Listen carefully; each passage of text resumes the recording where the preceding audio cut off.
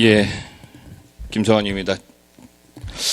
총리님 오랜만에 뵙는 것 같습니다. 예, 이 추경 예산안이라고 하는 게 사실은 어떤 시급성이나 이런 보충성 등을 고려해가지고 아주 엄격한 요건 하에 편성이 되도록 되어 있지 않습니까? 그래서 아까 제가 총리님 이렇게 인사 말씀하시는 거 이렇게 보니까 결국은 이제 대량 실업의 그런 발생 우려 때문에 추경을 좀 편성을 했고, 또 이번 추경안은 특히나 이제 절박한 고용 위기에 처한 청년과 구조조정 지역 주민들을 위한 응급 추경이다, 예방 추경이라고 이렇게 말씀을 주셨더라고요. 저는 총리님 그런 진정성에 대해서는 전적으로 믿고 그렇게 지지를 합니다. 다만 제가 이 추경 총리님께서는 워낙 바쁘시니까 전체 이제 세부 내역까지는 검토하실지는 못하셨을 거라 이제 생각을 합니다만은 제가 어쨌든 소위 위원으로서 이제 전체 세부 내역을 한번 살펴봤습니다. 살펴보니까 이게 과연 이 추경 요건에 맞는 항목들이 어느 정도 되느냐. 총리님 말씀하신 대로 정말 그런 응급 추경이다, 예방 추경이다, 이런 거는 저희도 적극적으로 동의하고 또 정부가 그렇게 일을 할 수 있도록 그렇게 하는 게 맞다고 봅니다. 그런데 이게 어떻게 됐냐면은 이게 본 예산에도 편성을 해도 되는 거고, 그러니까 본 예산 편성해가지고 그냥 몇 개월 그냥 앞당겨 쓰는 거예요. 그런 예산안들이 그냥 들어와 있고, 그 다음에 이게 충분한 어떤 사전 수요 검토 없이 졸속으로 그냥 제출된 그런 예산안들이 상당히 많습니다.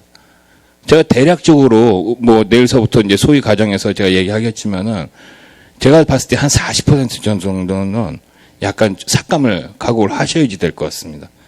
물론 필요한 예산, 도움이 되는 예산은 저희가 적극적으로 지원을 해드리겠습니다만, 그거는 총리님도 동의하실 거 아닙니까? 불효불급한 예산 이런 것들에 대해서는 국회가 삭감을 하는 것이 또 당연하다고 생각하고, 또 총리님께서도 또 이해해 주시리라고 그렇게 생각을 하고 있습니다.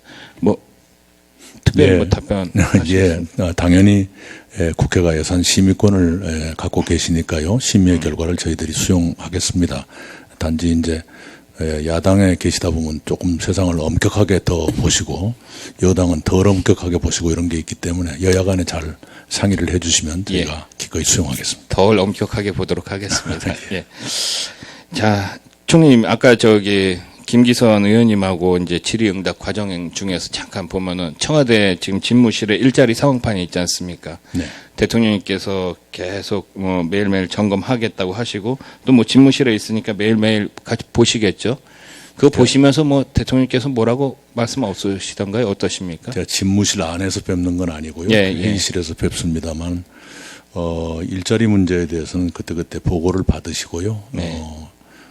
이번 주에도 그 생활의 이슈들을 잘 관리해야 한다는 말씀을 드렸더니 아주 경청을 하셨습니다. 아니 일자리 상황판 만들어진 게 작년 5월 말인데 5월 25일로 제가 기억하고 있습니다만, 네. 그때서부터 계속 이제 보셨을 텐데, 그때 결국은 추경의 그러니까 작년도 추경의 목적도 결국은 청년 미중유의 사태에 대비한 청년 일자리로 네. 추경을 했었고, 마찬가지로 그러니까 올해 본 예산이죠. 올해 본 예산 했을 때도 가장 강조한 게 일자리였습니다. 그러니까 요번이 또 세 번째란 말입니다. 또 네. 물론 여건이 조금 변화되는 거는 있겠죠. 아까 총리님 계속 답변을 하시던데, 네. 그런 거는 또 충분히 또 예상이 가능한 그런 요건들이었습니다. 네. 근데 이게 2년 연속 이렇게, 그러니까 만 1년도 안 돼갖고 추경을 2번 이렇게 한 예가 있습니까? 총리 기억하시기에? 네, 아주 드문 케이스입니다. 드문 경우라고 봅니다. 왜냐면은 그 드문 케이스고, 사실 그 목적도 다 똑같은 거고요. 작년 추경, 올해 본 예산, 또 지금 이번 추경. 다 목적은 다 일자리 얘기입니다. 근데 약간 뉘앙스들은 다 틀립니다. 뭐냐면 작년 추경에서는 계속 일자리를 늘리겠다는 이런 양적인 그런 것에 방점을 뒀다고 하면은 오늘 총리님 답변하시는 거는 그것보다는 어떤 격차를 줄이는데, 그런데 좀 방점을 두시고.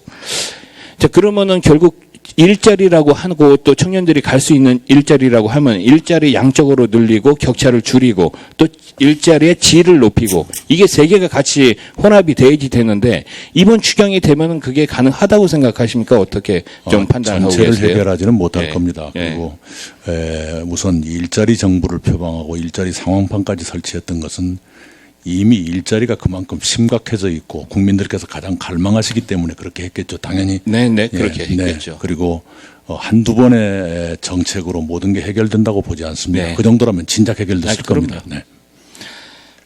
어쨌든 뭐 저희가 그렇게 지원할 수 있는 건 덜 엄격하게 보면서 그렇게 하도록 하겠습니다. 저희 환경부 장관님, 제가 뭐 세세한 거는 나중에 이제 소위 가정에서 하겠지만은 자 미세먼지 대책은 뭡니까? 국민들이 제일 궁금하게 생각하세요.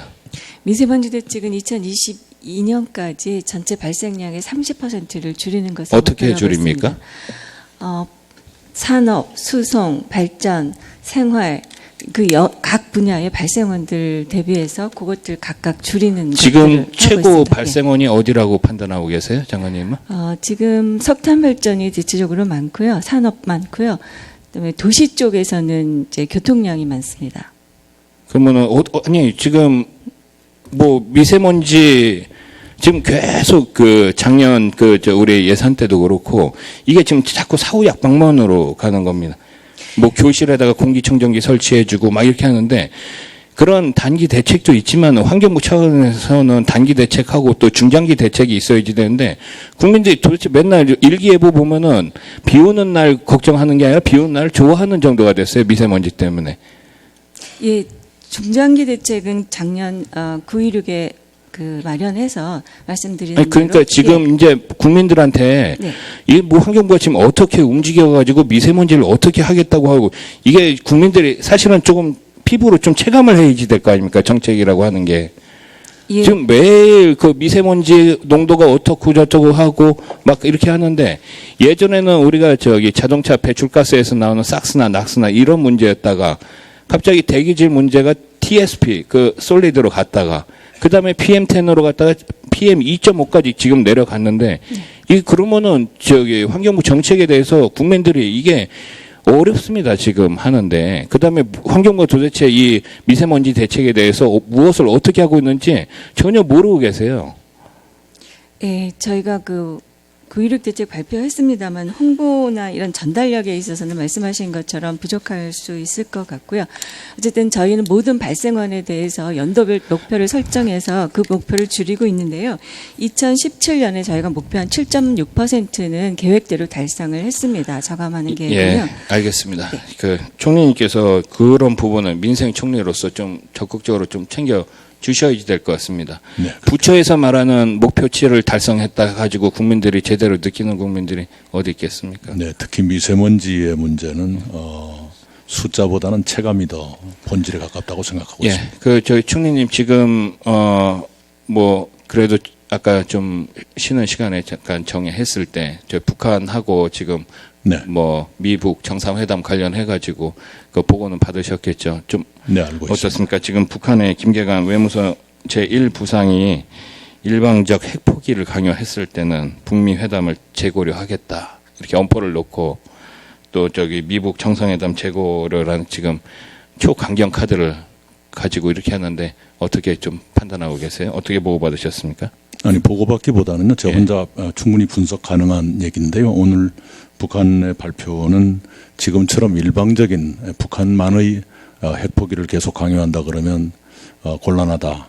그 대신에 북한이 원했던 체제 보장 등등에 대해서 또 상응한 조치를 한다면 얼마든지 좋은 결과를 낼 수 있을 것이다. 예. 그럼 양쪽을 놨어요. 결국에는 네. 지금 어떤 뭐 저기 미국과 북한 간의 그 협상, 지금 기브앤테이크의 그런 협상 전략이라고 이렇게 보시는 네, 건가요? 협상 과정이라고 생각합니다. 협상 전략 중에 이렇게 좀 초강경 카드를 내 가지고 초강경이라기보다는 원래 체제 안전이 보장된다면 핵을 왜 가질 필요가 있겠는가라는 것이 김정은 위원장의 발언이었습니다만은 그 점에서 조금 안심이 덜 된다 이런 그 표현이 아닐까 생각합니다. 예, 결국 저기 뭐 총님도 아시겠지만 남북 우리 평화의 핵심 이슈는 결국 비핵화 아니겠습니까? 네. 해가지고 결국 그런 실질적인 비핵화가 일어날 수 있도록 뭐 내각에서도 많은 지원. 네, 저희들도 당연한 목표가 완전한 비핵화입니다. 네, 알겠습니다. 네, 추가 질문하겠습니다.